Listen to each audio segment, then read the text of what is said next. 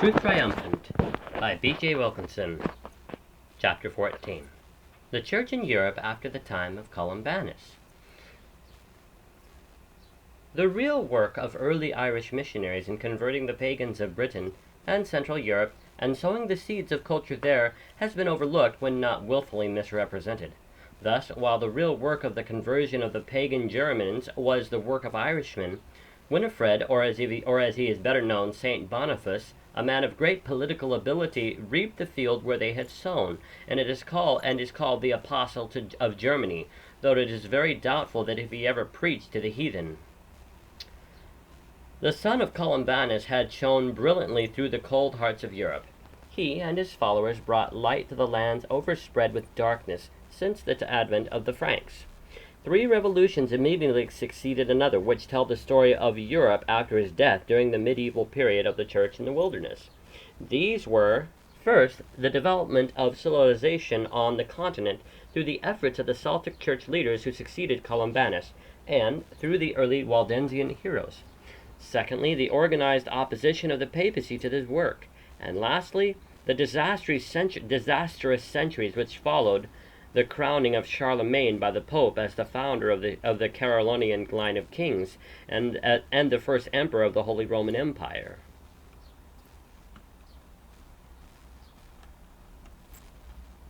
The Celtic missionaries who came from Ireland in the 7th and 8th centuries found Europe in ignorance and disorganization. Their training centers raised the intellectual level of the territories in which they labored. By evangelizing and manifesting the spirit of sacrifice, they lifted the courage and hope of the populace towards truth triumphant. They impressed upon the people the love of reverence for sacred and noble themes. The dignity of labor was not neglected. Farms arose in territories which once looked slovenly. They were stocked with cattle and other necessary domestic animals. Bright flowers bloomed over where formerly there was a desert.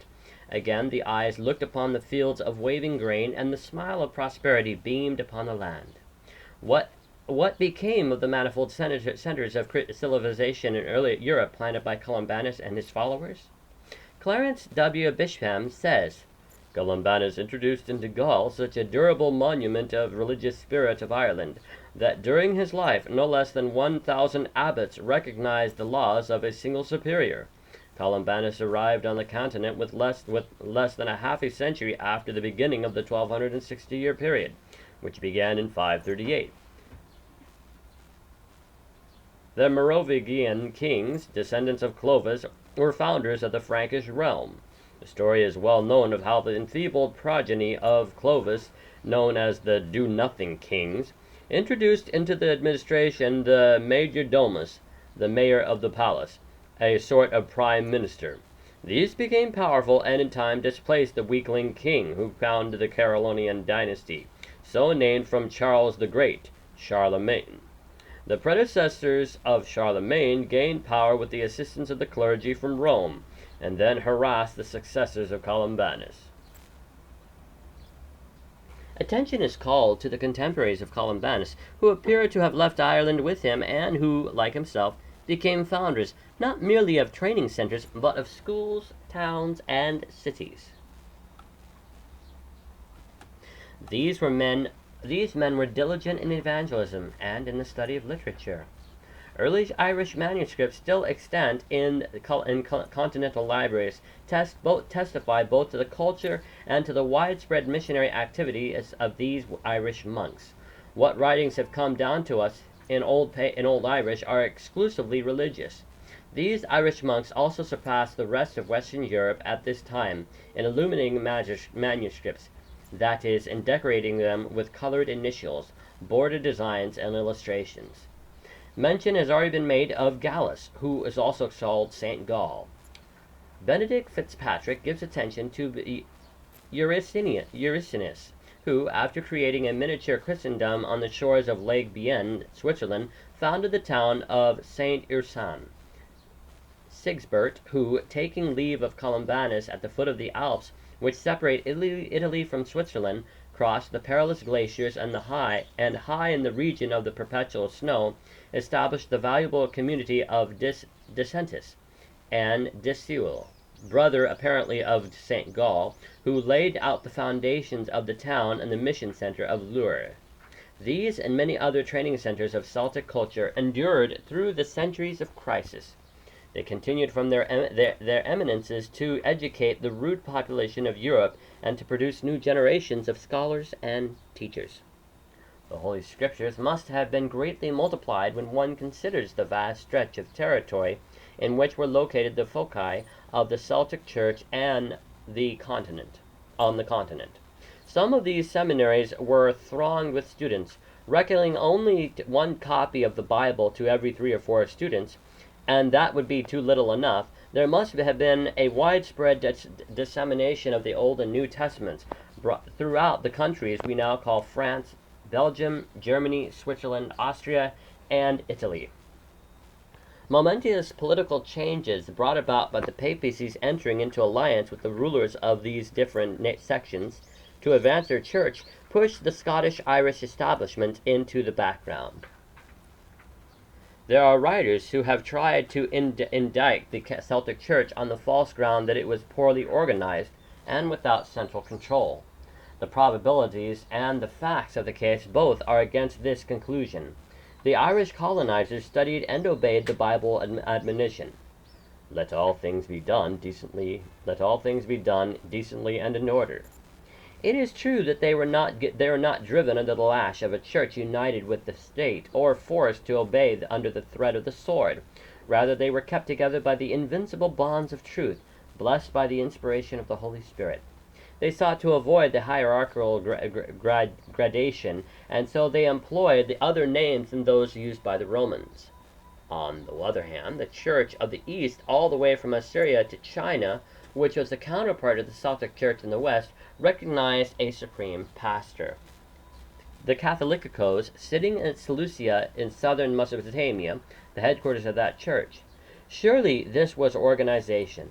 After the conquest of Persia by the Muslims, the organization continued, but the patriarchal seat was removed to Baghdad, and 500 years later to Mosul, near Nineveh on the Tigris River in northwestern Mesopotamia.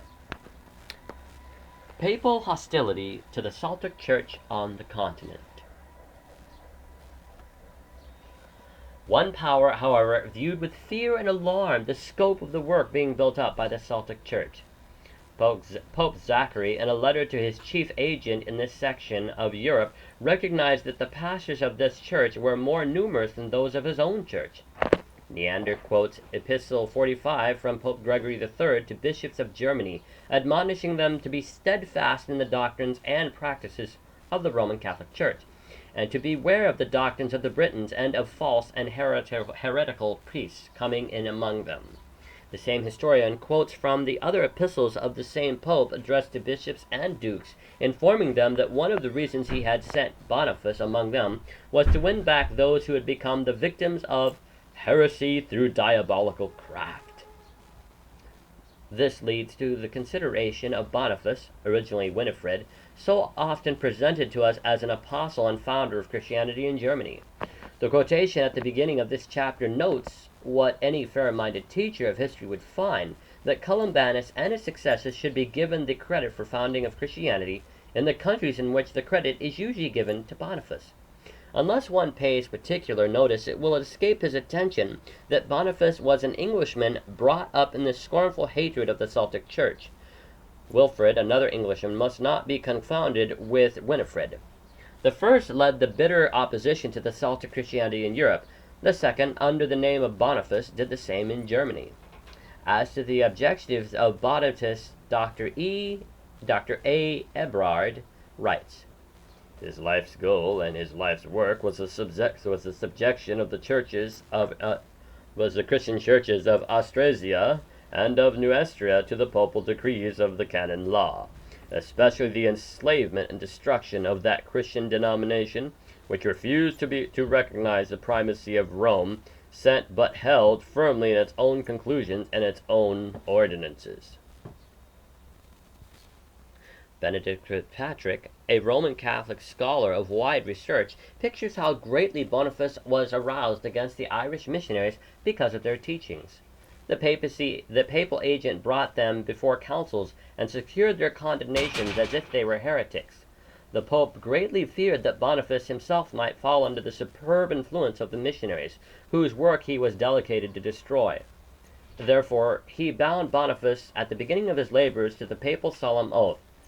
As the supposed tomb of the Apostle Peter at Rome, he took his oath. I promise thee, the first of the apostles, and thy representative, Pope Gregory, and his successors, that with God's help I will abide in the unity of the Catholic faith, and I will in no manner agree with anything contrary to the unity of the Catholic Church, but will in every way maintain my faith, and my cooperation constantly for thee and for the benefit of thy church, on which was bestowed by God the power to bind and to loose, and for thy representative aforesaid and the successors. And whenever I find that the conduct of the presiding officers of the church contradicts the ancient decrees and ordinances of the fathers, I will have no fellowship or connection with them.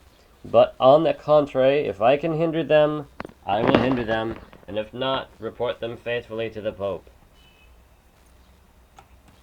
Neander goes on to say that although the missionaries whom Boniface had sworn to oppose were his superiors in learning and in soul winning, his oath to the Pope meant that German Christianity was to be incorporated into the old system of Roman hierarchy, creating a reaction against free Christian development by suppressing the British and Irish missionaries. This shocking oath not only required Boniface to hinder all who did not agree with the papacy, but also bound him to stifle his own convictions and concur in all things with Rome. It is the first oath of its kind, but it has since been demanded of every Roman Catholic bishop. Of it, historian Archibald Bauer writes, "When Boniface had taken his oath, and it was the first instance which occurs in history of an oath of obedience, as we may call it, of allegiance taken to the Pope, he laid it, written with his own hands, on the pretended body of St. Peter, saying, 'This oath which I have taken, and which I keep, I promise.' And indeed, how strictly he kept it, what pains he took to establish, not only in Germany but in France, the sovereign power of his lord the Pope, and bringing all other bishops to the abject state of dependence and slavery, to which he himself had so meanly submitted, will appear in the sequel." Heinrich Zimmer writes that when the Anglo-Saxon Boniface, Winifred, appeared in the Kingdom of France as a papal legate in 723 to Romanize the churches already there, not one of the German tribes, Franks, Thungarians, Alemanni, or Bavarians, could be considered pagan. What the Irish missionaries and their foreign pupils had implanted, quite independently of Rome, for more than a century, Boniface organized and established under Roman authority, partly by force of arms. From this, we learn that when Boniface started out on the subjection and Romanizing of the Columban missions, the Bavarian provinces practically belonged to the Columban church system. When Boniface arrived there, he at once condemned Ehrenwolf, who was an outstanding Columban clergyman. After Charles Martel had won his victory over the Moslems in the well-known Battle of Tours, AD 732, the Duke of Thuringia, who had previously been pressed to drive out from his territory the Scottish-Irish clergy, did not dare disregard this command from the victorious Charles. So, in 733-734, the Celtic clergy were exiled. However, the lack of pastors was so great that Boniface, terrified as he recognized the dangers of whole stretches of land, would swing back into heathenism, obtained a permit to reinstate a certain number of the Columban clergy. In 743, Boniface threw 2 Scottish-Irish clergymen into prison on the grounds that they forbade any church to consecrate apostles as saints for veneration, that they declared pilgrimages to Rome useless, and that they rejected canonical law, as well as the writings of Jerome, Augustine, and Gregory. However, there was such an uproar among the people that even the mayor of the palace, Pepin, thought it was wise to set both of them then free. Charles Martel. Like Boniface, Charles Martel has been overrated. There are writers who recognize that his victory over the Mohammedans has been overplayed. Walter F. Adeney tells us that all that Charles Martel did was to check a Moorish raid in the west that had nearly spent its force, a raid that could never have resulted in a permanent subjection of Europe. Many do not know how weak this Moslem invasion was, which Martel blocked, because of the great extent to which history has been written to glorify papal heroes. Alban Butler reveals the further influence of the oath of Boniface in its relation to Charles Martel. Pope Gregory gave him, Boniface, a book of select canons of the Church, to serve him for a rule in his conduct, and by letters recommended him to Charles Martel. Charles Martel continued after his overrated victory to build up the papacy. Italy was still under the Eastern Roman Empire at Constantinople. The day of the Holy Roman Empire in the West was about to dawn. John Dowling presents an accurate picture of the conditions of that time as he writes, "In the year 740, in consequence of the Pope refusing to deliver two rebellious dukes, the subjects of Luitpran, king of the Lombards, that warlike monarch invaded and laid waste to the territories of Rome. In their distress, their fear of resentment of the emperor forbidding them to apply to him in assistance they urgently needed, they resolved to apply to the celebrated Charles Martel." It is certain that he turned a deaf ear to those pathetic appeals of the Pope, till the latter, despairing of gaining his help by appealing to his piety or superstition, attacked him in a more vulnerable part by appealing to his ambition. Gregory did by proposing to Charles that he and the Romans would renounce all allegiance to the emperor as an avowed heretic, and acknowledging him for their protector, confer upon him the consular dignity of Rome, upon condition that he should protect the Pope, the Church, and the Roman people against the Lombards, and if necessary should arise against the vengeance of their ancient master, the emperor. These proposals were more suited to the warlike and ambitious disposition of Martel, and he immediately dispatched his ambassadors to Rome to take the Pope under his protection, intending, doubtless at an early period, to consummate the agreement. In the meantime, Charles Martel died and was succeeded by his son Pepin. The new major domus conceived the design of dethroning his feeble monarch, the descendant of Clovis. He resolved to obtain the spiritual recognition of the people for his project by arguing that since he possessed the power of without the title, he had a right to obtain the title. Pope Zachary, who at that time had strained relations with the imperial ruler at Constantinople on the one hand, and was exposed to the warlike Lombards in the northern Italy on the other, was obliged, he felt, to secure the favor and protection of the powerful Pepin and his Franks.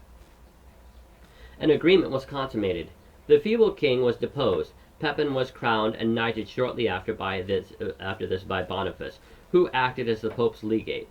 This conspiracy is an example of how the papacy built itself up by alliances with the kings of the earth.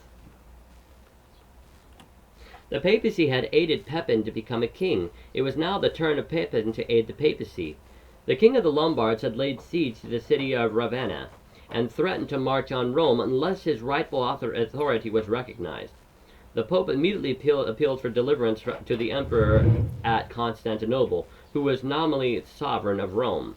When, however, he was unable to secure that succor, the Pope considered that the power of the Eastern Emperor in Italy was at an end, and he appeared in person before King Pepin of France to request deliverance. After a short delay, Pepin and the Pope, at the head of the victorious army, recrossed the Alps and defeated the Lombards. The king then fulfilled a promise made to the pontiff by delivering up to him all the cities, castles, territories formerly belonging to the emperor in the west, to be held and possessed forever by the Pope and his successors. Charlemagne and the Holy Roman Empire. The colorful scene of Christmas Day at Rome in AD 800, when the Pope placed an imperial crown on the head of Charlemagne, Pepin's son, and named him the head of the whole Roman Empire, signified a vast European revolution. It meant the removal of the emperor at Constantinople from further power in European affairs. It meant the passing of many princes, dukes, and duchies, and the subduing of Aquitaine, Alemannia, Saxony, and Bavaria, because Charlemagne was now too strong with the sword to permit rivals in power. It meant that the union of church and state, the union of the papacy with the empire for more than 1,000 years. It meant that Charlemagne, as a crushing warrior, would wield his mighty battle-axe to spread throughout Europe the rule of the papal church. Henry Hart Millman writes, The Saxon wars of Charlemagne, which added almost the whole Germany to his dominions, were avowedly religious wars. If Boniface was the Christian, Charlemagne was the Mohammedan, apostle of the gospel. The declared object of his invasions, according to his biographer, was the extinction of heathenism, subjection to the Christian faith, or extermination. Throughout the war, Charlemagne endeavored to subdue the tribes as he went on by the terror of his arms, and terrible indeed were those arms. On one occasion at Verdun-en-Aller, he massacred 4,000 brave warriors who had surrendered in cold blood. Such actions of Charlemagne were eloquently praised by the leading papists as pious acts of an Orthodox member of the Church. Among the barbarians who were supposedly to be newly converted, the Church instilled its superstitions and its hatred of heretics and unbelievers. The polygamy of Charlemagne was more like an oriental sultan. The notorious licentiousness of his court was unchecked, and indeed unreproved by the religion of which he was at least temporal head. The spiritual sovereign of this same religion had placed on his brow the crown of the Holy Roman Empire. The Mohammedans, in their fury against idols and images, claimed that God had raised them up to destroy idolatry, but the papacy allowed its leaders to erect images in the churches. It is a well-known fact that it was because of the fierceness with which Charlemagne drove the inhabitants of Europe into papal faith that the Danes left their native home in great masses and sailed away, swearing that they would destroy Christians and Christian churches wherever they could find them. They soon after conquered England and Ireland, having invaded these countries with great force. They wreaked their vengeance on Christianity in both of these kingdoms. 2 centuries passed before Ireland, under the famous Brian Boru, overthrew the Danish kingdom and re-established an Irish rule. And so far as England is concerned, it was not until the Norman conquest that the present line of kings displaced the Danes and gained the throne of Great Britain. From the date of the founding of the Holy Roman Empire, we can hardly say that the leadership of the Church in the Church in the wilderness in Europe was limited to the spiritual successors of Columbanus. Events occurred which brought forth the strength of all evangelical bodies. Visible unity of evangelical faith throughout the different persecuting kingdoms of the empire was impossible. But leaders arose in different sections of the continent, and groups of the church in the wilderness were united in essential doctrines though visibly separated. The decrees of Pope Gregory V, AD 1236, mentioning these different bodies by the names they had required, recognized the unity of their evangelical teachings. It reads thus: "We excommunicate and anathetize all heretics, the Puritans, the Paternines, the poor of Lyon, the Passagines, Josephines, Arnaldists, Seraponists, and all of whatsoever name their faces might differ, but their tails are entangled in one knot." By the expression, "their tails are entangled in one knot," the papacy recognized how deep was the unity among the evangelical bodies. Earlier, AD 1183, Pope Lucius had published a bull against heresies and heretics to be found in different states of Europe, and who bore the different names, declaring Alcathare Paterini, and those who called themselves the humble or the poor men of Lyon, and the Passagini, to lie under perpetual anathema. The Dark Ages, as many authorities state, settled deep upon the masses of the continent. John Doling says, "The period upon which we are now to enter, comprising the 9th and 10th centuries, with the greater part of the 11th, that is the darkest in the annals of Christianity. It is a long night of almost universal darkness, ignorance, and superstition, with scarcely a ray of light to illuminate the gloom. This period has been appropriately designated by various historians as the Dark Ages, the Iron Age, the Leaden Age, the midnight of the world.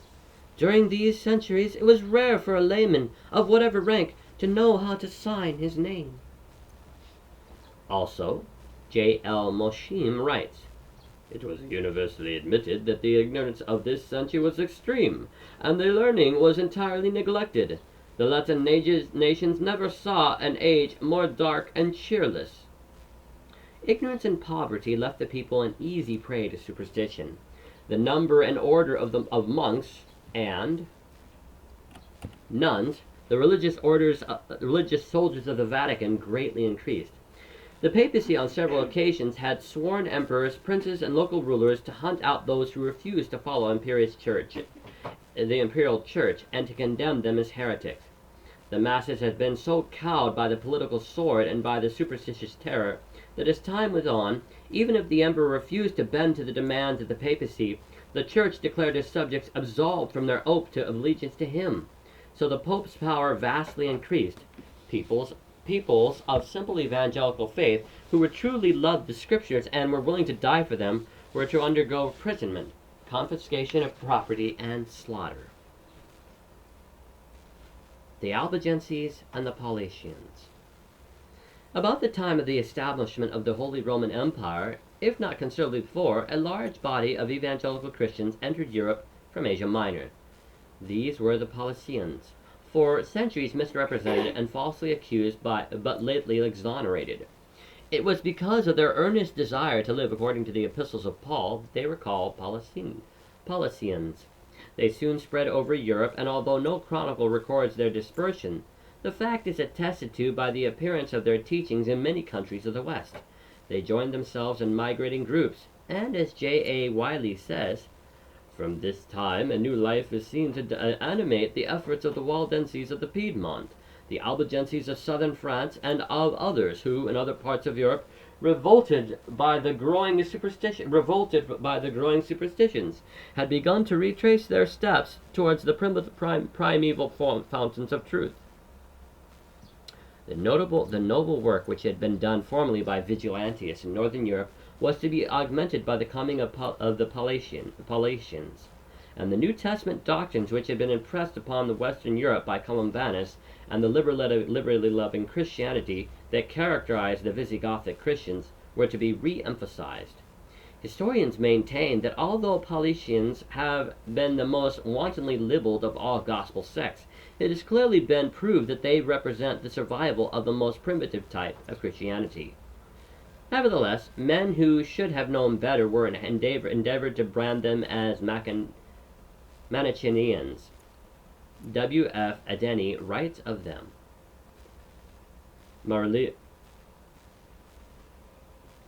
Mariolatry and the intercession of saints was rejected. Image worship, the use of crosses, relics, incense, candles, and resorting to sacred springs are all repudiated as idolatrous practices. The idea of purgatory is rejected. The holy year begins with the feast of the Saint John the Baptist. January the 6th is observed as the festival of baptism and spiritual rebirth of Jesus. Satik, or Easter, is kept on the 14th of Nisan. We meet with no special seventh Sunday observance, and possibly the Saturday Sabbath was maintained. There is no feast of Christmas or of the Annunciation. When we come to consider the question of doctrines, we note that the word Trinity never appears on the book. Edward Gibbon, who writes a whole chapter on the Paulicians, has vindicated them on the charge of Manichaeism.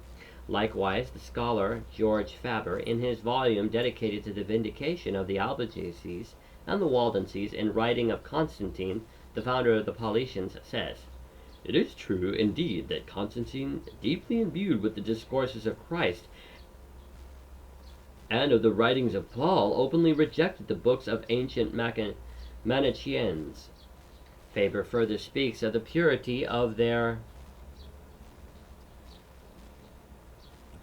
scriptures.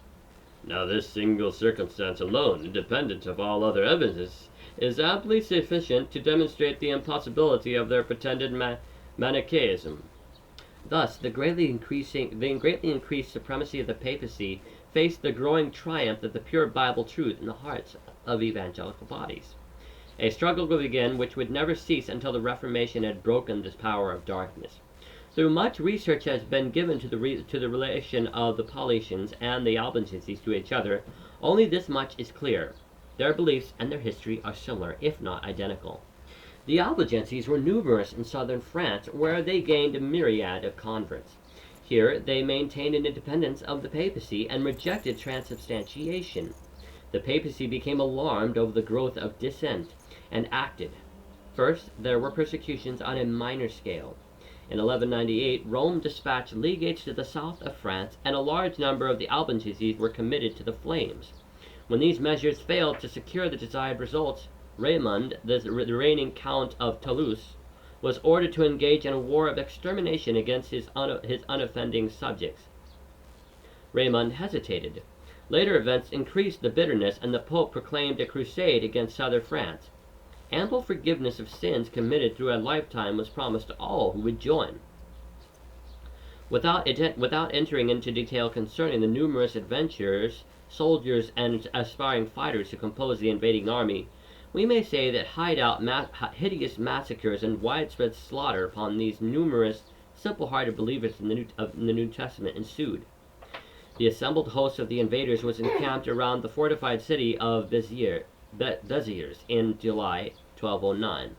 When the citizens of the beleaguered place, the majority of whom were good Catholics, refused to surrender, the Crusaders demanded of the Pope's legate how they should distinguish the Catholics from the heretics. He replied, "Kill them all, God will know his own."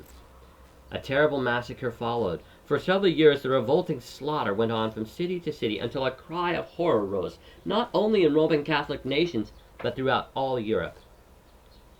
The moral prestige of the fate of the papacy suffered. The Franciscans and the Dominicans. There is another bit of history connected with this exterminating crusade that will come as a surprise to many. In the track of these hysterical religionists who had slaughtering weapons in their hands, followed the Franciscans and the Dominican monks, inflaming the fanatics with their mystic fury. It was largely in order to exterminate the widespread dissent throughout the continent, and particularly in southern France, against the unacceptable doctrines of Rome, that these two orders of monks came into existence. The Franciscans were formally approved in 1223 by the Pope, the Dominicans shortly before. About the year 1200, Pope Innocent III established the Inquisition. Bishops and their vicars being, in the opinion of the Pope, neither fit nor sufficiently diligent for the extirpation of heretics, two new orders of St. Dominic and St. Francis were duly instituted. It is astonishing to read the vast amount of literature put forth lately by modern authors glorifying St. Francis as the founder of the Franciscans, for what they call his holy, gentle life and powerful preaching. He has been surrounded with a halo of so-called miracles and experiences, as well as being made participant in events which never happened. The real facts of the case indicate that his only claim to a place on the pages of history is what he brought the unoffending believers in the New Testament to prison, to the stake, and to exile for no other crime than refusing to believe the doctrines of the papacy. However, there is more to be said about the active work of the Dominicans in connection with the Inquisition than the Franciscans. Also, there are a good many authorities who, writing without any reference to whatever to the heresy-hunting policy of the Franciscans and Dominicans, claim that their mystic teachings and beliefs were similar to Manichaeism and other pantheistic Oriental teachings. The power of the Reformation. Swiftly the years rolled by. The fundamental teaching of the Church in the Wilderness, which, according to Revelation 12, was the successor of the Apostolic Church, gained an increasing number of adherents throughout Great Britain and on the continent. About the time efforts were made to turn the homeland of the Albigenses into an Al-Sadama, the papacy, through the successors of William the Conqueror, sent armies marching into Ireland to complete the subjection of early Celtic Christianity. Nevertheless, new and vigorous spiritual leaders were arising, who, through different names and organizations, took up the banner of truth as it was struck from the hands of the Celts and of the Albigenses. Wycliffe, the morning star of the Reformation, during the 14th century, filled all England with his opposition to Rome and with his championship of the Bible. In Bohemia he was followed by Huss and Jerome, both of whom were burned at the stake. Before the epochal Reformation led by Luther had broken forth in Germany, the papacy had slaughtered the Waldenses of northern Italy, as it had previously persecuted the Albigenses. John Calvin, the successful leader against the papacy in France and Scotland, is recognized as a direct descendant of the Waldenses. The Lollards, as the followers of Wycliffe are often called, were indoctrinated by the Albigenses and the Waldenses. In previous chapters, we have noted the rage of Rome against those who have continued to believe that Saturday, the seventh day of the week, was the Sabbath of the fourth commandment. It is recalled that the historian A.C. Flick and other authorities claim that the Celtic Church observed Saturday as their sacred day of rest, and that the reputable scholarship has asserted that the Welsh sanctified it as such until the 12th century. The same day was observed by Petrobrusians and Henesians, and Edeni, with others, attributes to the Paulicians the observance of Saturday.